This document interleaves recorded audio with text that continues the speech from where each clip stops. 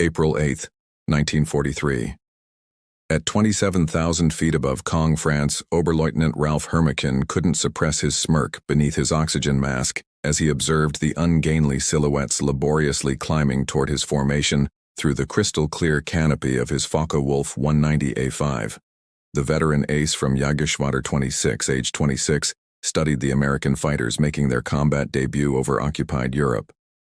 "They've sent us flying milk bottles," he transmitted to his wingman, laughing at the sight of the massive Republic P-47 Thunderbolt struggling for altitude. Below them, 16 P-47C Thunderbolts of the 4th Fighter Group lumbered upward in tight formation, their 2,000 horsepower Pratt & Whitney R2800 double wasp engines straining against their 7-ton weight.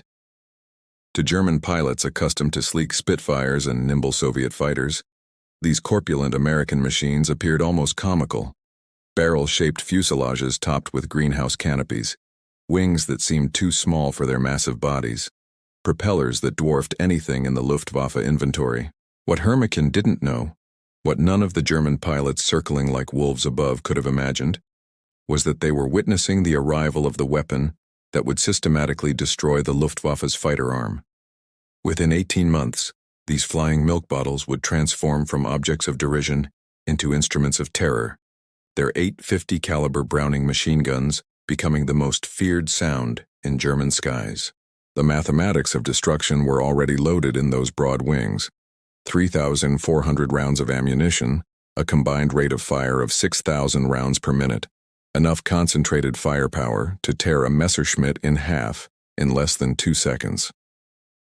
The transformation began that April morning when Major Donald Blakesley, commanding the 335th Fighter Squadron, spotted the German formation positioning for attack. The former Eagle Squadron veteran, who had transferred from RAF Spitfires just weeks earlier, understood what his men didn't yet know, that survival in the P-47 required abandoning everything they thought they knew about air combat. The Thunderbolt represented a radical departure from conventional fighter design philosophy. While the Germans had pursued lightweight interceptors optimized for climb and turn performance, Republic Aviation had created something unprecedented, a high-altitude juggernaut that used mass, power, and firepower to redefine the rules of aerial warfare. Among the 56 American pilots spread across the French sky that morning were men who would become legends, future aces whose names would strike fear into Luftwaffe hearts. But on April 8, 1943, they were novices in an untested machine, facing the most experienced fighter force in the world. The Germans had been fighting continuously since 1939. Veterans of Poland, France, Britain, and Russia, the Americans had been in combat for exactly 0 days. This story is about how industrial logic defeated tactical brilliance, how quantity and quality merged into overwhelming superiority, and how German pilots' laughter turned to terror as they discovered what synchronized Browning machine guns could do to an aircraft at 400 yards. The Republic P-47 Thunderbolt had emerged from a June 1940 panic. As German fighters swept across France, Alexander Kartveli, Republic Aviation's Georgian-born chief designer, received urgent specifications from the U.S. Army Air Corps. They wanted a high-altitude interceptor capable of matching the Luftwaffe's best. What Kartveli designed instead was a monster that redefined the possible. "It will be a dinosaur," Kartveli admitted to his design team. "But it will be a dinosaur with good proportions." The XP-47B prototype that first flew on May 6, 1941, shocked everyone who saw it. At 9,900 pounds empty, it weighed 65% more than its predecessor, the P-43 Lancer. The massive turbo-supercharger system, with its complex ducting running through the rear fuselage, gave it an almost pregnant appearance. Test pilots approaching it for the first time invariably asked the same question: "This thing actually flies?" Not only did it fly, it flew like nothing else at altitude. The Pratt & Whitney R2800 double wasp engine, an 18-cylinder radial producing 2,000 horsepower, could maintain full power at 27,000 feet, where German fighters gasped for air. The turbo supercharger, fed by exhaust gases, delivered sea-level performance in the stratosphere where the air was too thin for conventional superchargers.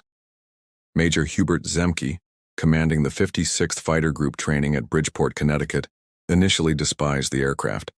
His unit lost 18 pilots and 41 aircraft in training accidents between September 1942 and January 1943. The P-47 killed more Americans in training than Germans would in the first months of combat. It ground-looped on landing, torque-rolled on takeoff, and dove with such enthusiasm that pilots discovered compressibility, their controls freezing as shock waves formed on the wings. But those who mastered it discovered something extraordinary. Lieutenant Robert Johnson, a farm boy from Oklahoma who would become one of America's top aces with 27 victories, described his first flight. It was like strapping yourself to a locomotive. The power was unbelievable. You didn't fly it, you aimed it. The first combat encounters in April and May 1943 confirmed every German prejudice. The P-47s couldn't turn with the Focke-Wulf 190s, couldn't climb with the Messerschmitt Bf 109s, couldn't match their nimble handling at medium altitudes. Luftwaffe pilots quickly developed tactics to exploit these weaknesses, attacking from below where the heavy Thunderbolt struggled, forcing turning fights where agility mattered more than firepower. Hauptmann Josef Priller, commanding officer of JG-26, reported to headquarters after his first encounter. "The new American fighter is meat for the slaughter. It flies like a truck, turns like a freight train, and climbs like a pregnant cow. Our boys are calling them Indianas, fat targets pretending to be warriors." The statistics seem to confirm German confidence. In their first month of operations, the American fighter groups lost 14 Thunderbolts for only 3 confirmed German kills. The RAF, observing from their Spitfire squadrons, quietly suggested the Americans might reconsider their choice of mount. British pilots joked that the best evasive maneuver in a P-47 was to unstrap and run around the roomy cockpit. But something strange was happening in those early encounters that German intelligence failed to notice. The P-47s that were shot down had absorbed incredible punishment before falling. One aircraft returned from a May 4th mission with 21 cannon holes and over 100 machine gun strikes, damage that would have disintegrated a Messerschmitt or Spitfire. The massive radial engine, lacking vulnerable coolant systems, shrugged off hits that would have stopped a liquid-cooled fighter cold. More significantly, when P-47s did get their guns on target, the results were catastrophic. The Thunderbolt's weapons battery created a convergence zone of destruction that German pilots had never experienced. Unlike the rifle-caliber weapons of early warfighters or the cannon with limited ammunition, the American fighter could maintain sustained fire for over 30 seconds, an eternity in aerial combat. The event that would begin changing German perceptions occurred on June 26, 1943, over Lazo, France. It involved 2nd Lieutenant Robert S. Johnson of the 61st Fighter Squadron and an encounter that would become legendary on both sides of the conflict. Johnson's formation of 48 P-47s was returning from escort duty when they were bounced by 16 Focke-Wulf 190s from the Satire JG-26, led by Hauptmann Wilhelm Ferdinand Galland, younger brother of the famous Adolf Galland. The Germans executed a perfect attack, diving from the sun with overwhelming speed advantage. Johnson's Thunderbolt, flying at the rear of the formation, was caught in the crossfire of multiple attackers, taking catastrophic damage in the first seconds of combat. 20 20mm cannon shells exploded across his aircraft. The canopy shattered, hydraulic fluid sprayed into the cockpit, the engine cowling was torn away, and fire erupted behind the instrument panel. Johnson, wounded in the nose and leg by shrapnel and bullet fragments, tried to bail out but discovered the canopy was jammed. A 20mm shell had exploded in the canopy track, welding it shut. He was trapped in a dying aircraft at 27,000 feet. What happened next defied every assumption about combat damage tolerance. Despite having no forward visibility through the oil-covered windscreen, a barely functioning engine that shook violently, and controls that responded only intermittently, Johnson managed to level the aircraft and point it toward England. The P-47 continued flying with damage that would have reduced any other fighter to falling debris. Then it got worse. A lone Focke-Wulf 190 flown by an unknown pilot from 2 JG-26 discovered the crippled Thunderbolt limping toward the channel at less than 170-meter PO. Historical research has never definitively identified this pilot, though several names have been proposed based on German combat reports from that day. What followed was one of the most extraordinary encounters in aerial warfare history. The German pilot positioned himself behind Johnson's P-47 and opened fire with his 420mm cannon and two 13mm machine guns. Johnson, unable to evade, could only huddle behind his armor plate and pray. The Thunderbolt absorbed the entire cannon ammunition load. Then the German repositioned and fired again, this time with only his machine guns. The cannon ammunition exhausted, the German pilot pulled alongside, staring in disbelief at the flying wreck. Johnson could see his face clearly, young, blonde, his expression shifting from confidence to confusion to something approaching fear. The German repositioned and emptied his remaining machine gun ammunition into the Thunderbolt. Still, it flew. He pulled alongside again, shook his head in apparent amazement, gave an informal salute, and peeled away, presumably out of ammunition. Johnson's P-47 landed at Manston with its engine failing on the runway. The crew chief stopped counting bullet holes after reaching 200. One cannon shell had exploded inches from Johnson's head. Another had detonated against the armor plate behind his seat. The engine had taken direct hits. The control cables were partially severed. 3 of the 4 main longerons, the structural backbone of the fuselage, were shot through. Yet, the aircraft had brought him home. The survival of Johnson's aircraft sent shockwaves through both air forces. American engineers studying the wreckage realized they had underestimated their own creation. German intelligence, receiving combat reports from the Second JG-26, initially refused to believe it. No aircraft could absorb that much punishment, but testimony from multiple pilots confirmed the impossible.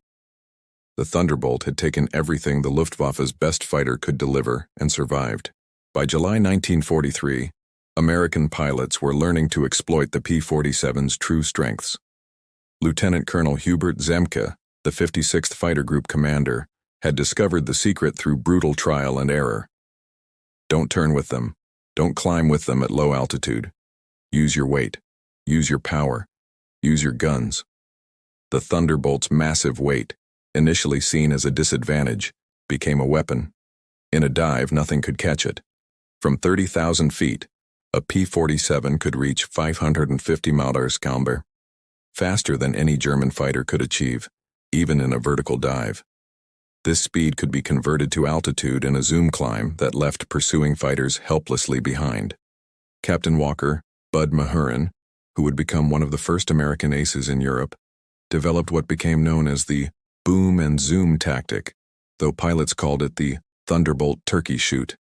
Instead of engaging in traditional dogfights, P-47 formations would climb to 30,000 feet, higher than German fighters could effectively operate. When Luftwaffe fighters appeared below, the Thunderbolts would roll inverted and dive, reaching speeds that made deflection shooting impossible for defending Germans. At the bottom of these dives, the American heavy machine guns would speak. German pilots who survived described it as facing a wall of lead. The combined firepower created an impenetrable zone of destruction. Aircraft caught in this convergence pattern didn't just fall, they disintegrated. The true revelation of American firepower came during the August 17, 1943 dual raid on Schweinfurt and Regensburg, the deepest penetration into Germany attempted to that date. This mission would demonstrate both the P-47's limitations, its range even with drop tanks, and its terrifying effectiveness when employed properly. Major David Schilling, leading the 62nd Fighter Squadron, encountered a formation of Messerschmitt Bf-110 destroyer aircraft positioning to attack B-17s with their heavy cannon and rocket armament. The twin-engine German fighters, heavily armed but less maneuverable, were the Luftwaffe's specialized bomber killers. Schilling's flight of 4 Thunderbolts rolled into their attack dive from 28,000 feet. Unteroffizier Hinrich Roth, a gunner in one of the Bf-110s who survived, later recounted in a POW interrogation. The American fighters came down like hammers from heaven. I opened fire at 800 meters. Good hits. I saw them strike the fighter's wing. The P-47 didn't even wobble. Then he fired. The aircraft ahead of us simply came apart. Not shot down, destroyed. Wings separated from fuselage, tail severed, the crew compartment shredded into metal confetti. In 2 seconds, a Bf-110 became nothing. 8 Messerschmitt Bf-110s and Bf-109s were destroyed in less than a minute. The German pilots had never experienced such concentrated firepower.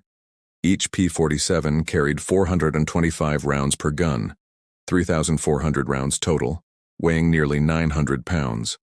At convergence distance, typically set at 300 yards, all 8 guns' ballistic paths intersected in a zone roughly 6 feet in diameter. Anything in that zone faced 100 projectiles per second, each traveling at 2,900 feet per second. The ammunition itself was a revelation of American industrial capacity. While German fighters struggled with limited cannon ammunition, typically 120 to 200 rounds for a 20mm weapon, American pilots could maintain fire for over half a minute. The standard combat load mixed armor-piercing incendiary tracer, and standard ball ammunition in patterns designed to both destroy and ignite. Lieutenant Colonel Francis "Gabby" Gabreski, who would become the top American ace in Europe with 28 victories, described the effect. When you hit them with all 8, they don't just go down, they explode. I saw a Bf-109 literally cut in half, the tail falling one way, the nose and wings another. The pilot never knew what hit him. By September 1943, the Luftwaffe was discovering another horrifying reality about the P-47. Its performance improved dramatically with altitude while German fighters suffered. The turbo-supercharged double Wasp engine maintained its rated power output up to 30,000 feet. German fighters relying on single-stage or two-stage mechanical superchargers saw their performance degrade significantly above 25,000 feet. Oberleutnant Hans Philipp, one of Germany's most successful aces with 206 victories, encountered this reality fatally on October 8, 1943. Leading Jagdgeschwader 1 against a B-17 formation at 28,000 feet over Bremen, Philipp found his Focke-Wulf 190 A6 sluggish and unresponsive in the thin air. The BMW 801 engine, powerful at medium altitudes, was gasping for oxygen nearly 6 miles above the Earth. When P-47s of the 56th Fighter Group dove on his formation from 32,000 feet, the German fighters were sitting ducks. Robert Johnson, now an experienced combat pilot on his way to ace status, was flying at 31,000 feet when he spotted Philipp's distinctive Focke-Wulf with its elaborate nose art. Johnson's combat report was clinical. Opened fire at 300 yards, 30-degree in deflection. Observed strikes along entire fuselage. Enemy aircraft exploded. No parachute observed. Philipp's death sent shockwaves through the Luftwaffe. If one of their best, a man who had survived over 500 combat missions on both Eastern and Western fronts, couldn't survive against the Thunderbolts, what chance did average pilots have? The German High Command ordered an immediate investigation into the P-47's capabilities. The report delivered to Reichsmarschall Hermann Göring in November 1943 was sobering. The Thunderbolt's service ceiling exceeded 42,000 feet, higher than any German fighter could reach. Its dive speed approached the sound barrier. Its armor included a 3/8-inch steel plate behind the pilot, one 2-inch bulletproof glass windscreen, and armored deflection plates around the engine. Most disturbingly, its rugged construction allowed it to absorb damage that would destroy 3 conventional fighters and still return home. In January 1944, a new variant of the P-47 began arriving in England that would complete the transformation from laughingstock to nightmare. The P-47 D-22 featured a Hamilton standard hydromatic propeller with paddle blades 13 feet in diameter with broad cord blades that bit into the air like massive oars. The improvement in climb rate was immediate and dramatic. Where earlier Thunderbolts had climbed at an anemic 2,200 feet per minute at sea level, the paddle blade variants could achieve 3,000 feet per minute, matching or exceeding German fighters at most altitudes. The massive propeller also improved acceleration, allowing P-47s to build energy faster in level flight. Hauptmann Heinz Schnaufer, of Jagdgeschwader 11, a veteran with over 200 combat missions, encountered the new variants in February 1944 during a bomber interception near Hanover. He wrote in his combat diary, "The fat American fighters have learned to climb. We bounced a formation near Hanover, expecting our usual advantage. They turned into us and climbed with us. When we tried to disengage, they followed us up to 30,000 feet. Schmidt was caught and blown apart. Nothing left but smoke and fragments. These are not the same machines we laughed at last year. The paddle blade propeller did more than improve performance. It changed the sound of the Thunderbolt. The distinctive thundering roar created by the blade tips reaching supersonic speeds could be heard from miles away. German ground troops reported being able to identify approaching P-47s by sound alone, a deep, threatening rumble that meant death from above. They began calling it Donnerschlag, thunderclap. By March 1944, P-47s equipped with external fuel tanks could escort bombers deep into Germany. The standard configuration carried two 108-gallon wing tanks or a 75-gallon belly tank, extending range to over 1,000 miles. With the paddle blade propeller providing improved performance even when loaded, Thunderbolts could fight on equal terms immediately after dropping tanks. The Luftwaffe's response was to concentrate on the bombers, hoping to inflict enough losses to stop the American daylight campaign. But this required flying through the P-47 escort screen, an increasingly suicidal proposition. German pilots developed a grudging respect that bordered on fear for the big American fighters. Major Günther Röhl, one of Germany's top aces with 275 victories, mostly on the Eastern Front, survived an encounter with P-47s on March 6, 1944 that left him badly wounded. He later recalled in a post-war interview, "We saw them above us, fat silhouettes against the sun. Someone laughed and said, 'Here come the flying pigs.' Nobody was laughing 30 seconds later. They came down like an avalanche faster than we could react. The first pass destroyed 3 of our fighters, just gone, transformed into burning debris. Their guns didn't fire in bursts like ours. They poured out solid streams of fire. Getting caught in that stream meant instant death." The escort missions revealed another P-47 advantage: endurance. While German fighters operated at maximum power settings that consumed fuel rapidly, the big American radials could cruise efficiently at high altitude. Thunderbolts could remain with the bombers for hours, rotating top cover while maintaining enough fuel for combat and return. As more P-51 Mustangs arrived to take over long-range escort duties in spring 1944, P-47 units increasingly focused on ground attack, a role that would make them the most feared aircraft in the German arsenal. The transition began in earnest in April 1944 as the Allies prepared for the invasion of France. The Thunderbolt's heavy machine gun battery proved equally effective against ground targets. The standard armor-piercing incendiary ammunition could penetrate the top armor of most German vehicles, while the sheer volume of fire could destroy soft targets in seconds. A 2-second burst put 160 half-inch projectiles into a target area the size of a truck, but it was the addition of bombs and rockets that transformed the P-47 into a true multi-role monster.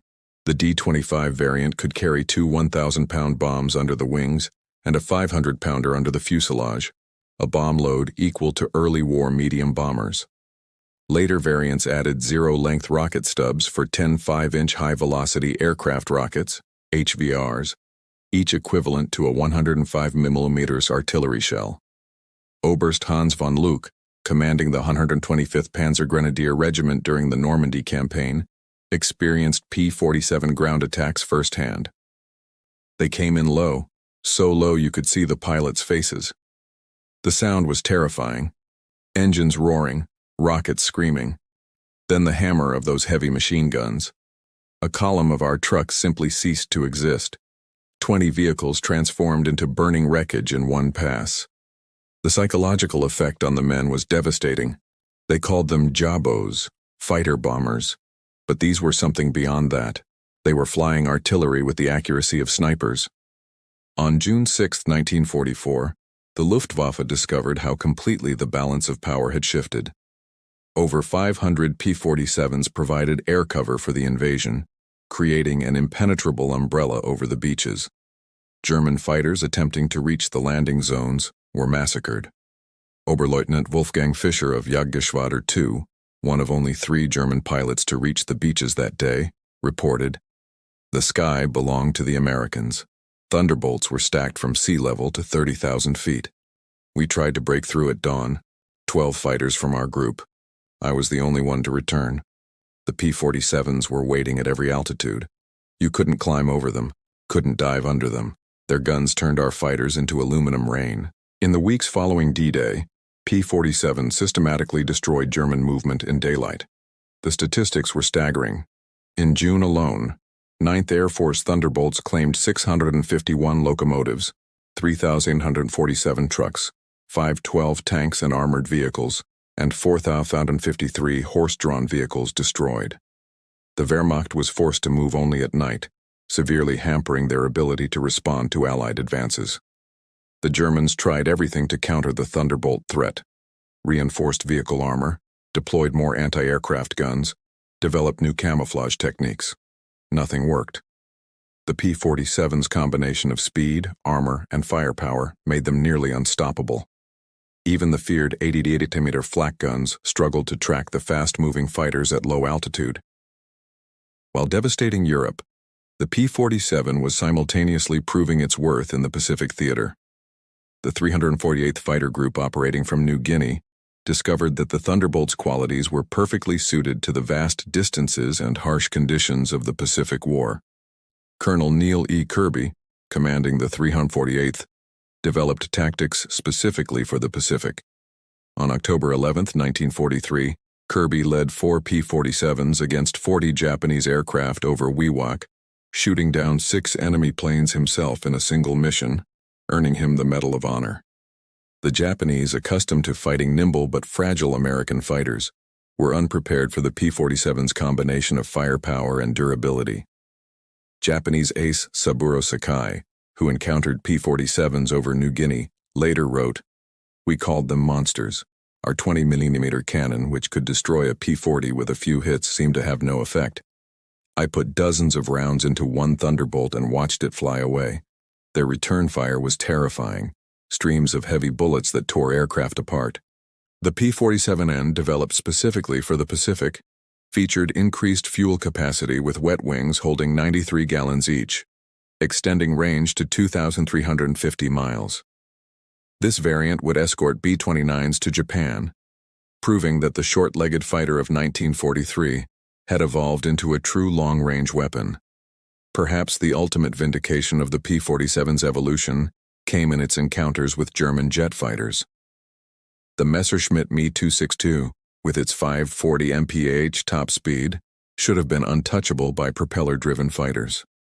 But Thunderbolt pilots discovered they could catch jets in 2 situations: during takeoff and landing when jets were most vulnerable, and in high-speed dives from altitude. On November 27, 1944, Lieutenant Colonel John C. Meyer of the 352nd Fighter Group became one of the first pilots to shoot down an Me-262 with a P-47. Diving from 28,000 feet, Meyer's Thunderbolt reached speeds approaching 500 mm, fast enough to catch the jet in level flight.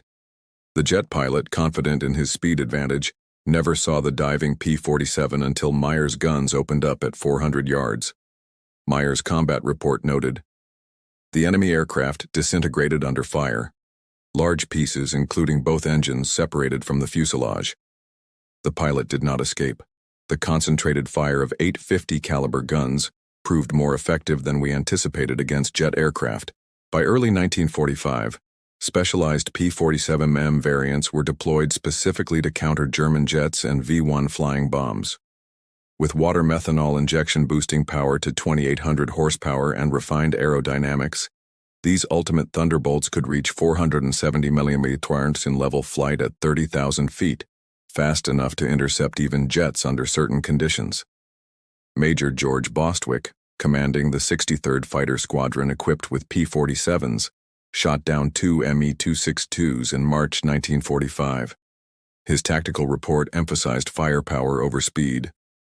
"The jets are faster, but they can't turn and they can't take punishment. One good burst from our battery, and they come apart like they're made of paper. They have to slow down to attack bombers. That's when we get them."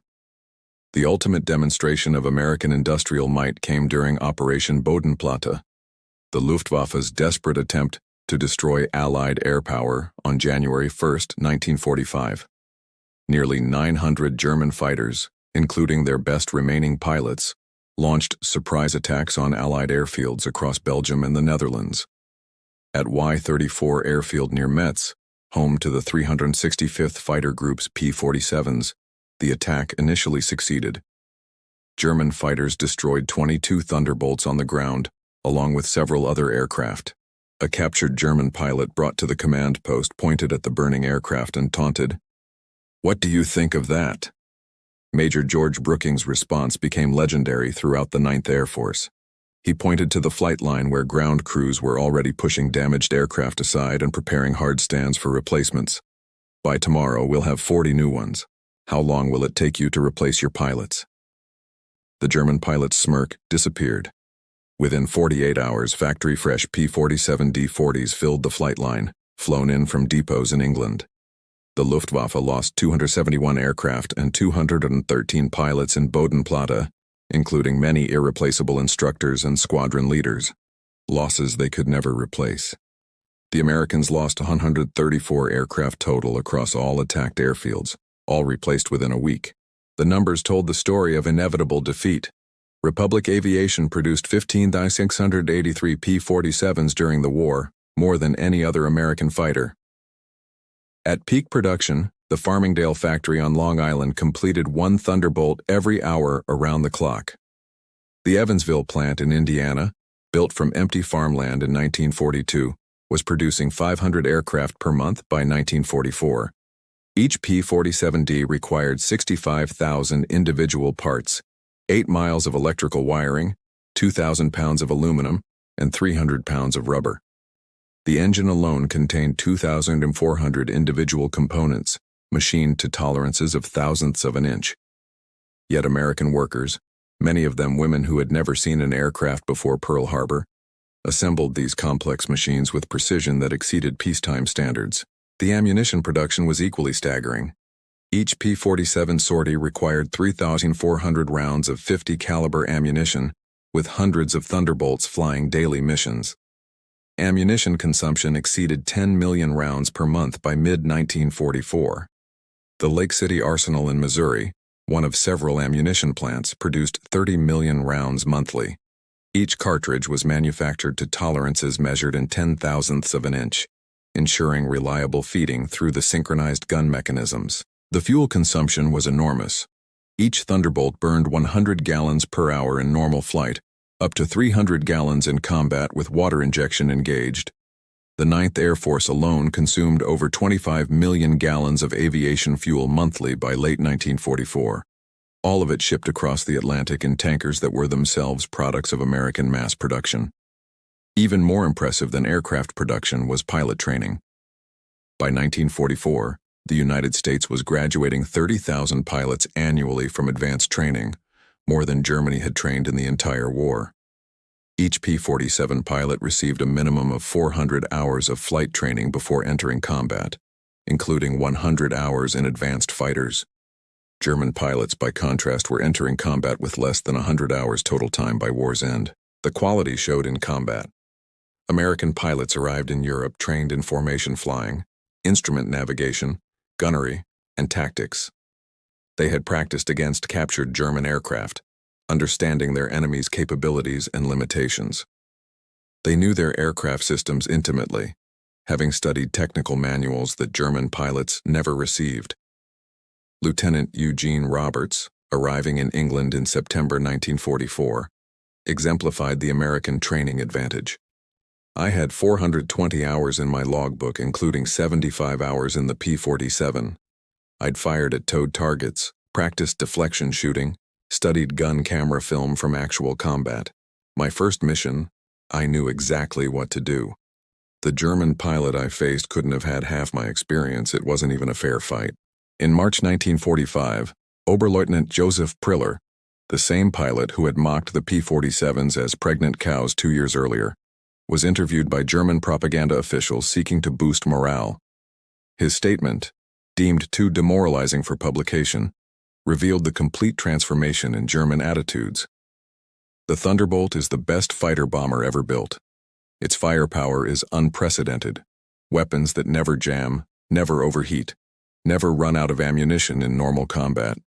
It carries bombs like a medium bomber, fires rockets like artillery, and fights like a fighter when needed. But beyond the machine is what it represents: unlimited American production. They lose 10, they build 20. We lose 1, it's gone forever.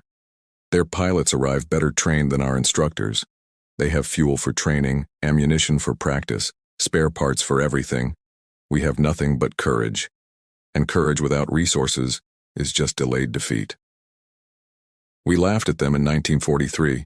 We're not laughing now. When you hear those guns, you know death has come calling.